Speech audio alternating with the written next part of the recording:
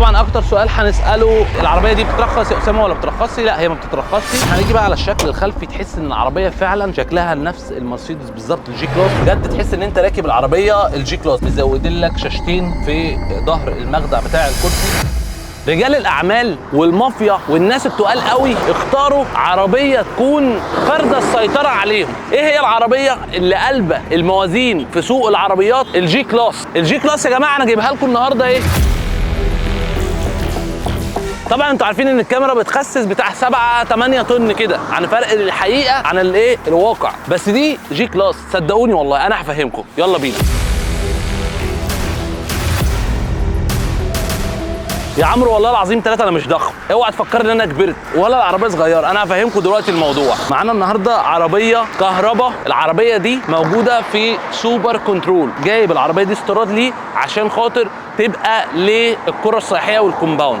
العربيه دي شبيهه للجي كلاس بجد فعلا، وهي فارده السيطره. عشان كده هي فارده السيطره في الساحل كله، ولو انت اشتريتها هتبقى مميز جدا لان هي بتتميز بالشكل بتاع المرسيدس الجي كلاس. وهتشوفوا دلوقتي من الانتيريور هتلاقوا الفرق رهيب جدا. العربيه دي طبعا كهرباء، الموتور بتاعها 7 كيلو واط، التوب سبيد بتاعتها بتجيب معاك لحد ال60 وال70 كيلو. الشحن بتاعها من 6 ساعات ل 8 ساعات. وميزه العربيه دي ان البطاريه بتاعتها ليثيوم. هنيجي بقى للمكان بتاع الشاحن. بص هنا تتك تكه وتفتح تلاقي المكان بتاع بلجة الايه الشاحن. مش بس كده كمان، تعالوا بقى ندخل جوه نتفرج على العربيه من جوه. بص بقى يا عمرو، انا عايزك تركب بقى معايا كده العربيه. بسم الله.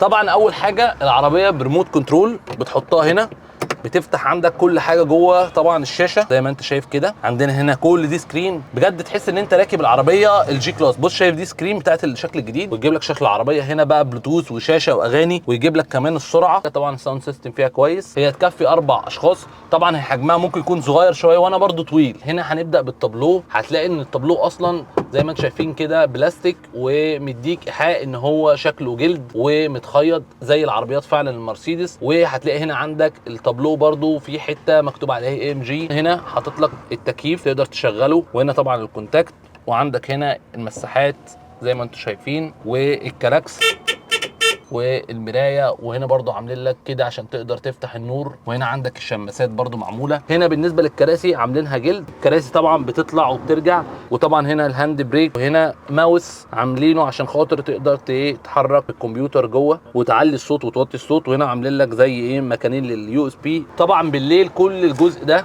بيبقى منور لون ازرق، شكله شيك جدا. بالنسبه لسواقه العربيه هي نفس سواقه اي عربيه بنزين وفرامل، ما فيهاش اي حاجه. شايفين الزرار اللي قدامنا دي؟ تمام، ده سيلكتور بس مش اكتر. انت دلوقتي عايز تمشي قدام هتيجي هنا تختار الدي، عايز ترجع لورا هتجيب الار. طبعا زي ما انت شايف اول ما جبت الار جابت لي كاميرا خلفيه بشكل وضوح جدا. انا عايز امورها او اقف، هروح جايب في النص هتجيب لي السكرين عاديه، واروح شادد الهاند بريك كده. انا ايه الدنيا تمام معايا. بالنسبه بقى للمساحه الخلفيه، انا قاعد اهو زي ما انتم شايفين. ممكن نطلع كمان الكرسي لقدام، وكمان مزودين لك شاشتين في ظهر المخدع بتاع الكرسي برضه عشان لو شغلت حاجه قدام تظهر لورا. ودي زي ما انتم شايفين كده تكفي شخصين من الخلف. بالنسبه بقى للشنطه الخلفيه، هنا حاطين لك زي استبن الخلف، وهنا تفتح الشنطه. طبعا هي مش كبيره خالص، ولكن هم هنا حاطين لك التشارجر اللي بيتحط قدامه وبيتحط عادي في فيشه الكهرباء على طول. وهنا برضه حاطين لك كتاب الضمان تبع سوبر كنترول. طبعا هنيجي بقى على الشكل الخلفي، تحس ان العربيه فعلا شكلها نفس المرسيدس بالظبط الجي كلاس. هم مسمينها جي 600.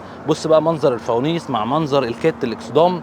ونيجي هنا عند الجنوط، هنلاقي ان الجنوط المونيا، الجنوط مقاسها 14. وهنا كاتبين لك برضو على اليدات بتاعتها، برضو كاتبين عليها مع الفريم النيكل مع الدواسه، العتبه اللي بيقولوا عليها العتبه مع الرفارف. طبعا هم مقلدين لك بالظبط نفس فكره المرسيدس الجي كلاس بس على مصغر. الفكره كلها ان انت تيجي تستخدم العربيه دي استخدام في الساحل، في القرى السياحيه عموما، بديل للجولف كارت او شبيهه للجولف كارت. انت عايز دلوقتي تستخدم حاجه لمصايف للحاجات دي، هتبقى ده استخدام ليك، وفي نفس الوقت مدياك شكل مختلف.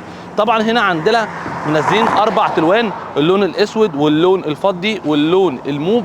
وكمان اللون الاحمر، وكمان اللون المميز جدا بتاعهم اللون الابيض. من الميزات اللي فيها ان هي الشحنه الواحده بتمشيك 4 ساعات 4 ساعات ونص، ودي حاجه كويسه جدا. وكمان البطاريه بتاعتها هي اللي مقويه كحركه البطاريات الليثيوم عموما. طبعا اكتر سؤال هنساله، العربيه دي بتترخص يا اسامه ولا بترخصش؟ لا، هي ما بتترخصش، بس بتبقى معاك جواب للمرور ان هي ما بتترخص، وتقدر تستخدمها جوه اي قريه او اي كومباوند بشكل يومي عادي. والشحن بتاعها بيتشحن في ال 220 الفيشه العاديه بتاعه البيت او الفيلا بتاعتك عموما. العربيه دي هنقول ستارت من اول عمر الشباب من 18 و20 سنه لحد ال 30 و35 سنه.